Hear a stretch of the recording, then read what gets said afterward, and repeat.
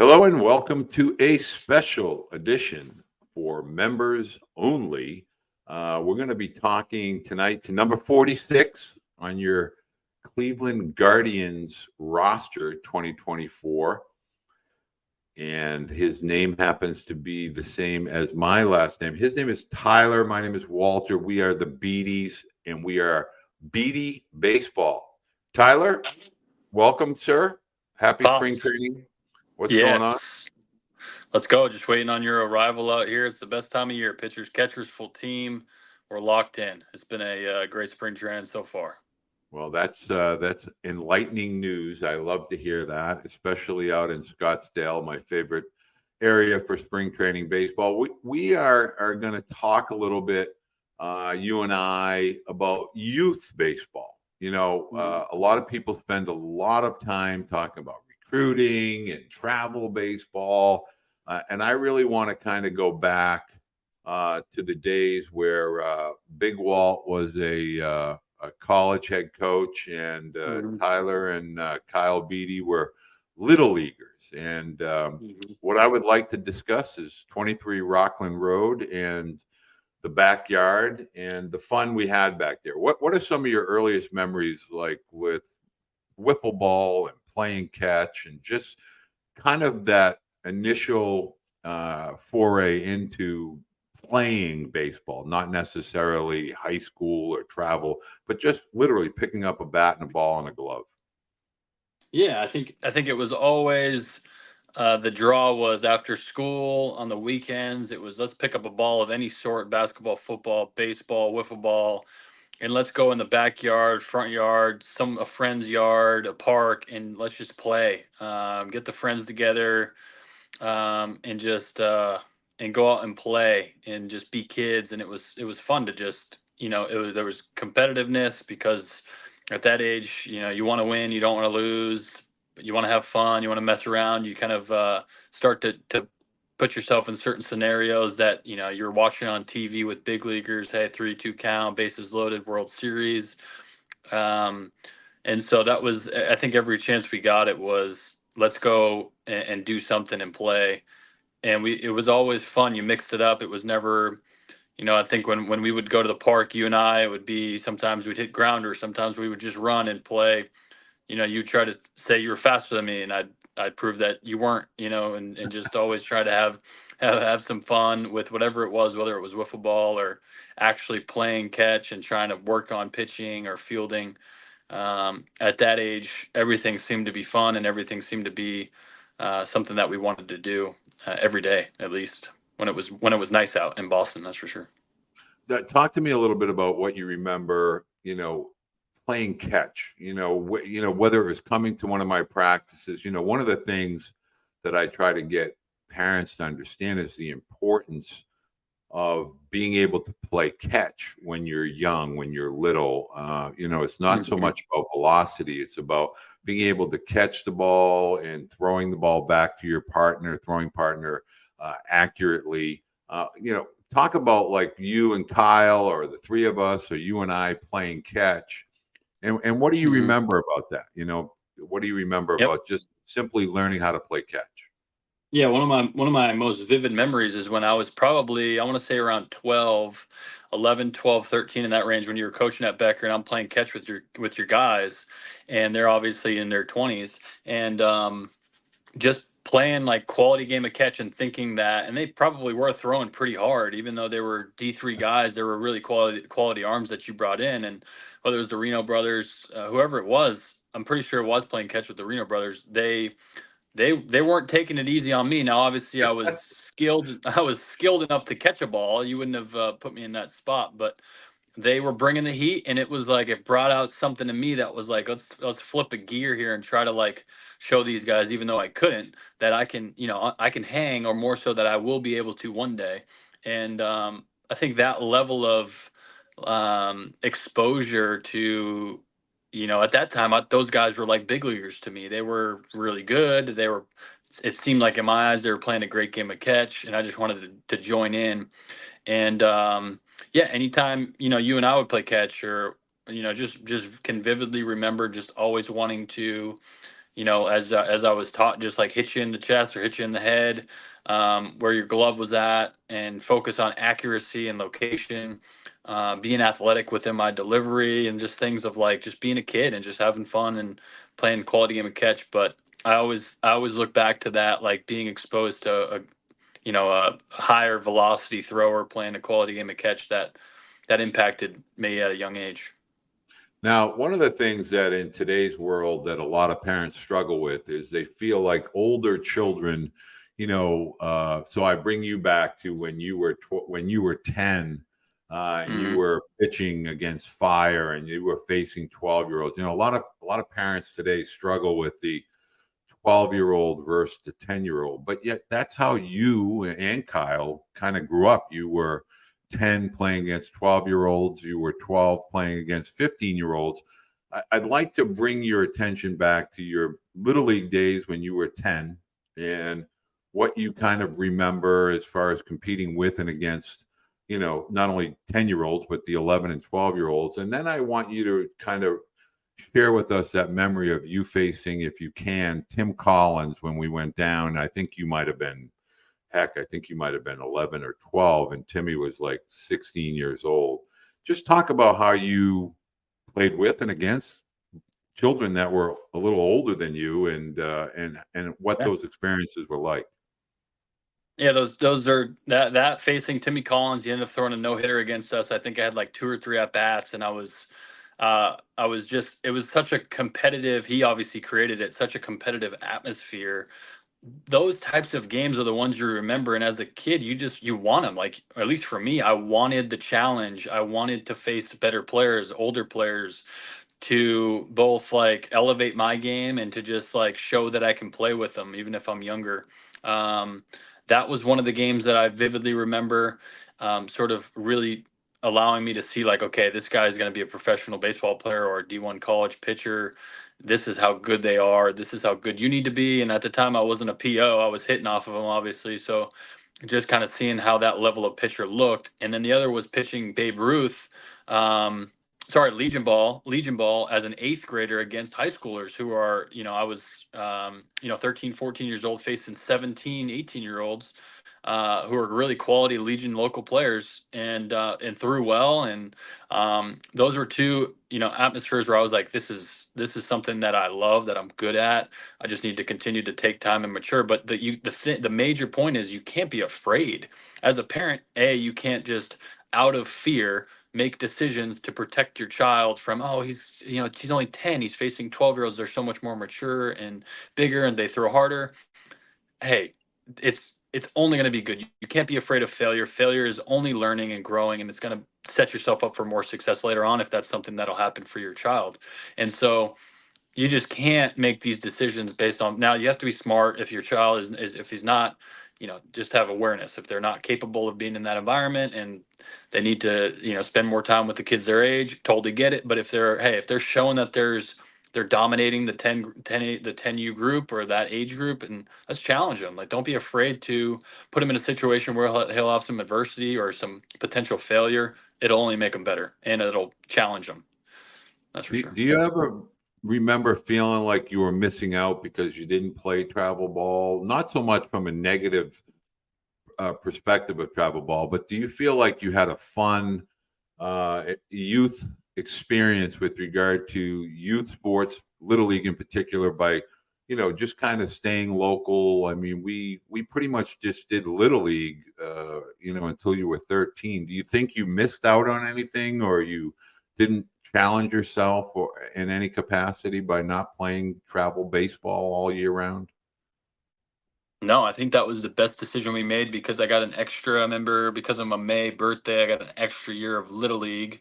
And so even though I was challenging myself at that age still during some, local exposure stuff, I still was given the opportunity to develop and sort of grow into my body, and set myself up for when we did decide to do the travel circuit and go around the country in a sense and start to expose myself to that kind of showcase circuit and those travel ball teams. And so I think we set it up perfectly where it was, you're a kid. And I continued to just be a kid through high school and playing multiple sports, obviously. But hey, just be a kid. You're 13, have fun. very limited like exposure to lessons and sort of like get in the cage and do this and do that with your body. It was very much just kind of like be athletic, and these are the gifts that you naturally have. I look back to videos of me pitching in Little League, and I was like very like quality mechanics, and I never took lessons. Obviously, you and I and the things that you mentioned, and but a lot of things came natural, just trusting my athleticism. And I don't feel like I ever missed out on anything. I think it was more so I got to experience more being a kid, staying local, hanging with the friends during the summers, and just kind of being around. But I don't think that when I did start to travel for summers that I missed out on anything either. I think I started to gain a lot more stuff too.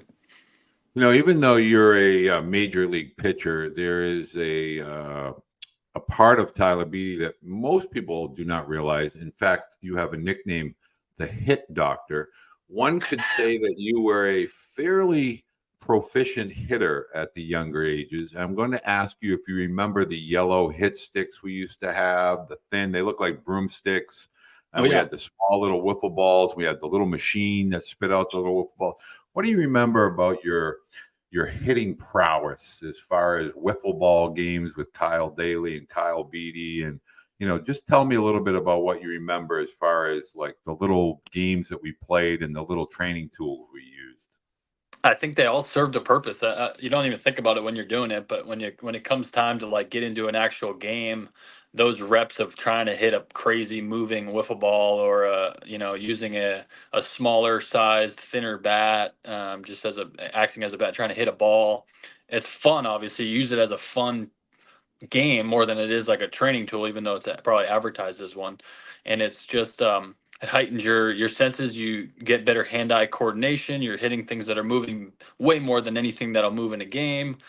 It's fun. It's like it's a challenging game. Those those yellow wiffle ball bats stick in my mind. I always used to see them at like a convenience store. Always one with the white ball wrapped around it, and those are fun. That's just what I remember about wiffle ball. Was the bat? Now they have the big thick one that you can't miss, and it goes 1,000 feet. But um, yeah, it was just remember it being fun, and then remembering how it. I think it just like helped. You get into a game, you're like, wow, it's not moving as much as that wiffle ball is. And I was never, I was a quality hitter. I don't think I was ever like, you know, I do have 3 hits off 3 Cy Young winners, but Yes.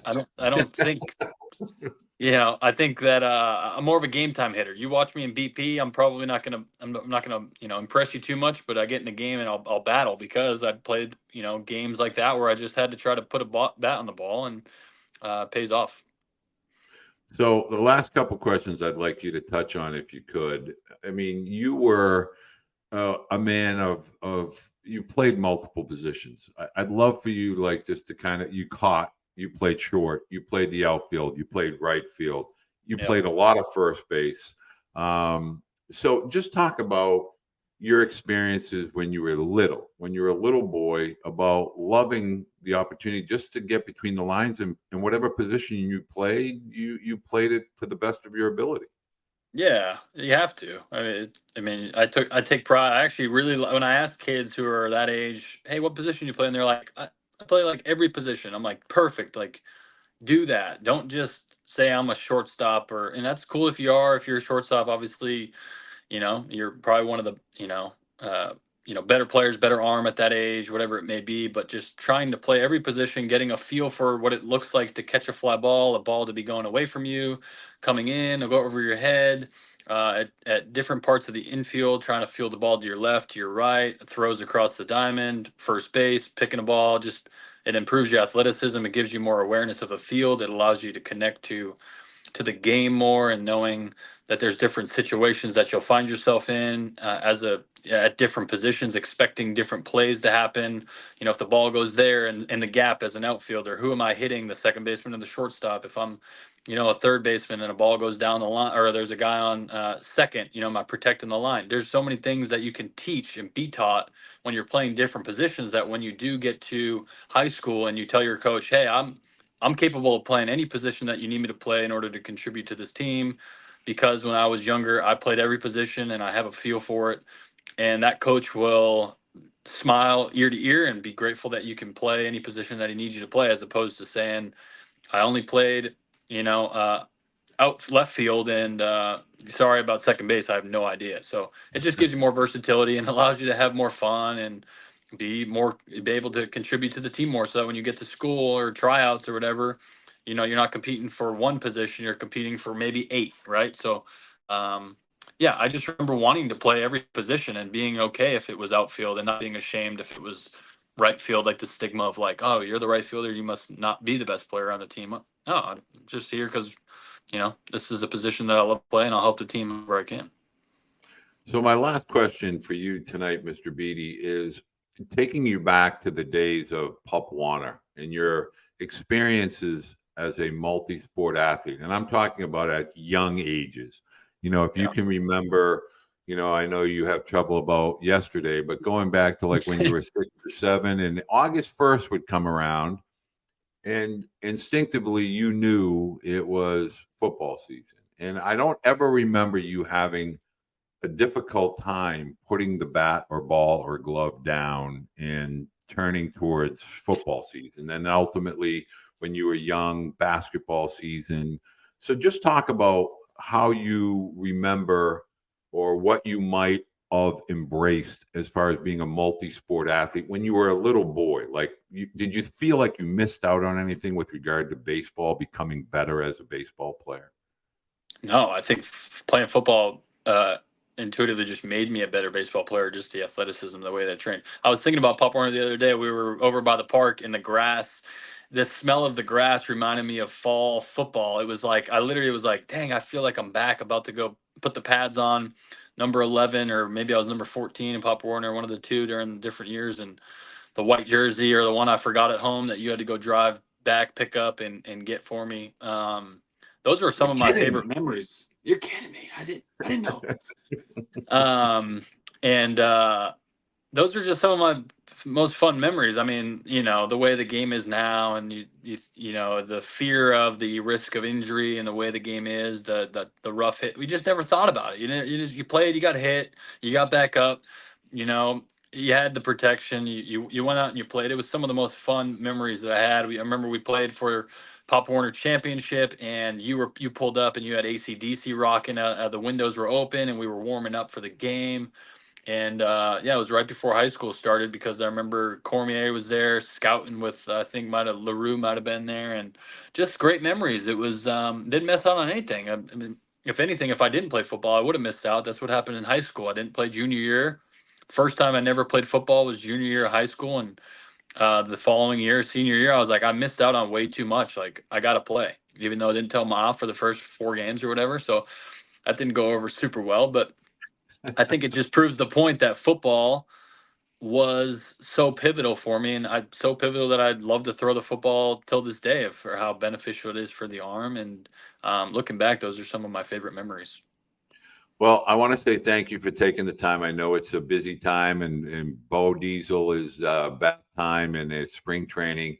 Periodically throughout the season, I'd love for you and I just to kind of talk about life as a major leaguer and kind of discuss various topics that viewers may want to ask some questions. But I want to say thank you, miss you, and looking forward to hanging with you. And good luck during spring training. I know you'll do fantastic, but I know people are really cheering for you. I must get about 20 messages a day via social media asking me about how you're doing and how things are going. So best of luck during the spring training season for the Cleveland Guardians.